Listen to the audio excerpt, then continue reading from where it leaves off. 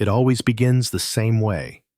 She looks at you, not as you are, but as who she needs you to be. You feel it in that momentary spark in her eyes. Hope, or is it hunger? Have you ever paused and asked yourself, what if she isn't choosing me, but the fantasy she's created of me? You step into the room. Her gaze fixes on you like a spotlight illuminating a stage. Your pulse quickens. You think, she sees me. But what she's really seeing is a blank canvas upon which she'll paint her masterpiece. From childhood storybooks to Hollywood blockbusters, we've been groomed to believe that love means being truly seen, authentically known. Carl Jung demolished that myth. He dedicated his life to mapping the unconscious, the silent engine beneath our thoughts and desires. What he discovered is unsettling. Attraction often isn't about genuine connection, but projection. Projection is when you cast your own inner fantasies onto another person, mistaking those fantasies for reality. The person staring back at you isn't fully themselves. They're partly the reflection of your deepest longings. And women, Jung observed, do this too. They fall not in love with men, but with the idea of men. The idealized version sculpted by fairy tales, cultural conditioning, and unmet childhood needs. When she looks at you, she isn't assessing your true character.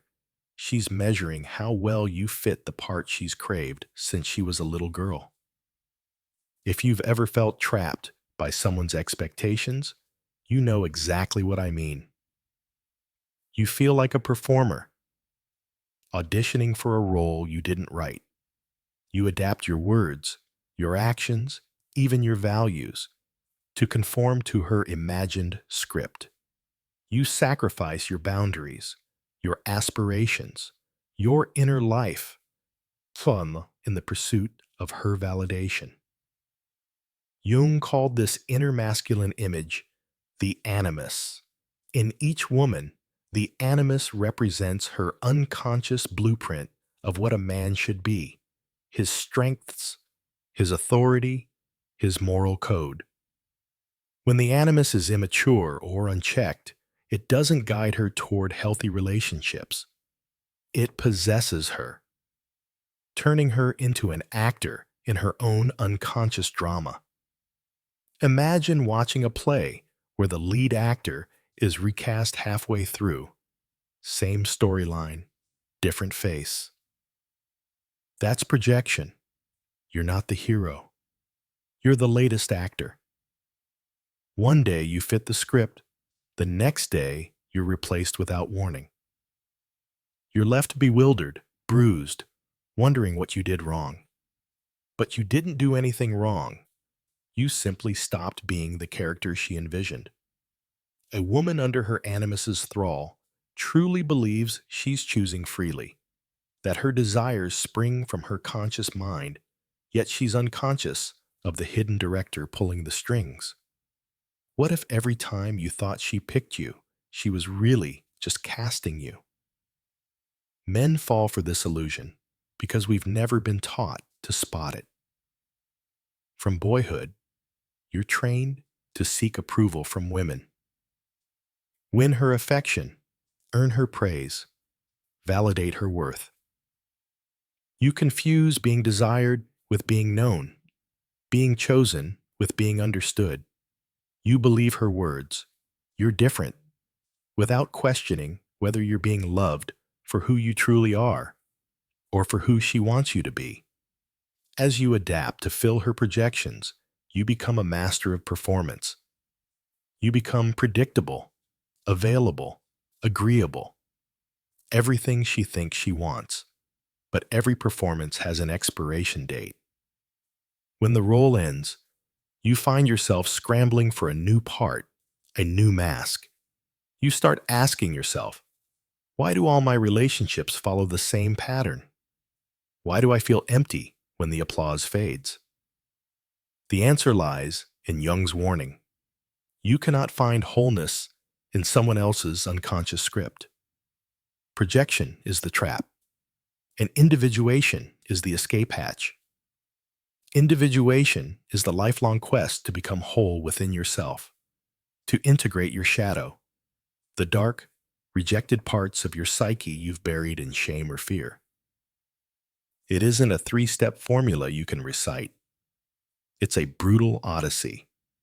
You have to stare into your own abyss, confront your insecurities, your need for approval, your fear of rejection, your tendency to abandon yourself for someone else's fantasy.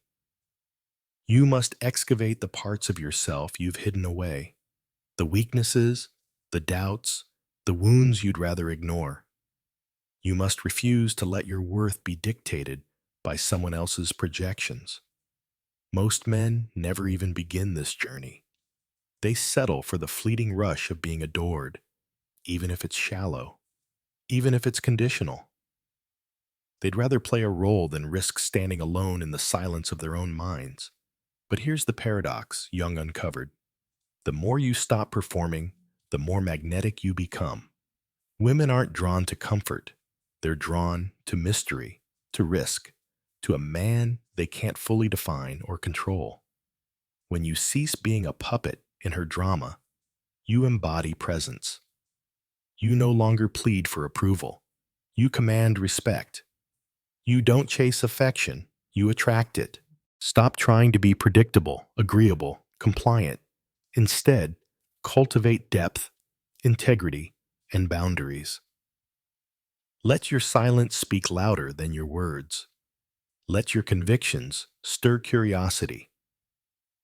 A man who isn't defined by others' expectations is a man worth discovering.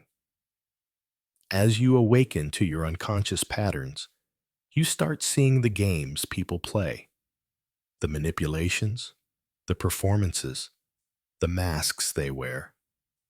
You become a living mirror reflecting their unacknowledged fears and desires. And most will hate that mirror. They'll accuse you of being cold, arrogant, too intense. They'll mock your seriousness. But remember, they're not rejecting you. They're rejecting what you reveal to them. Projection steals reality and replaces it with illusion. Until both men and women wake up from that illusion, they're destined to repeat the same tragedy, each blaming the other, never realizing they're both dancing with shadows. The moment you choose yourself over someone else's fantasy, you begin to rewrite that script. You stop being an actor and start being the author of your own life. Choosing yourself means embracing the terror of standing alone. It means accepting that individuation is lonely, terrifyingly lonely. You will find yourself standing apart from the collective expectations of friendship circles, family, and romantic partners. They will feel unsettled by your refusal to conform. They'll ask, "Why are you so distant? Why won't you just go with the flow?" But that flow is what swept you into projection in the first place. Jung wrote that individuation requires you to die before you die, to let go of the false versions of yourself so that your true self can finally emerge. It's a kind of spiritual rebirth that demands the death of every comfortable illusion. In that raw, terrifying moment of clarity, most will quit. They'll settle for the performance, the fantasy, the temporary thrill of being seen as someone they're not. But if you have the brutal courage to keep walking, to keep standing alone, to keep stripping away every false layer you've built for approval, you will eventually find yourself standing at the edge of something beautiful and terrifying. You will find yourself. When you find yourself, women will no longer be the source of your identity. They will no longer be the mirror you use to feel like a man. They will become something else entirely. Partners, not prizes. Mirrors, not mothers. Allies, not saviors. You will love them, not because you need them, but because you choose to. From a place of strength, from a place of wholeness, from a place that knows without apology who you are. Most will never experience this, but if you're one of the few with the courage to walk that path, something miraculous will happen. You will no longer attract women who want a character. You will attract women who want the truth. You'll know it because she won't demand you perform. She won't try to change your script. She won't fall in love with a fantasy. She will stand before you, raw and real, not as a goddess begging for worship, but as a human being, willing to walk her own path beside you without masks, without projections, without games. The true test comes when projection collapses. You won't feel betrayed. You'll feel liberated. You'll finally stand face to face with the truth that the work of becoming a man was never hers to do. It was always yours. In that moment of clarity, you have two choices: blame her and become bitter, or turn inward and begin the terrifying journey of self-confrontation. The difference between a half-lived life and a fully lived one is the courage to choose yourself relentlessly and unapologetically. If you're ready to break free from projection, to stop playing roles, to become the author of your own life, then now is the time. Choose yourself. Stand alone. Embrace the terror.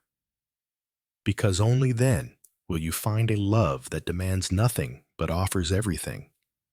A love born of freedom, not need.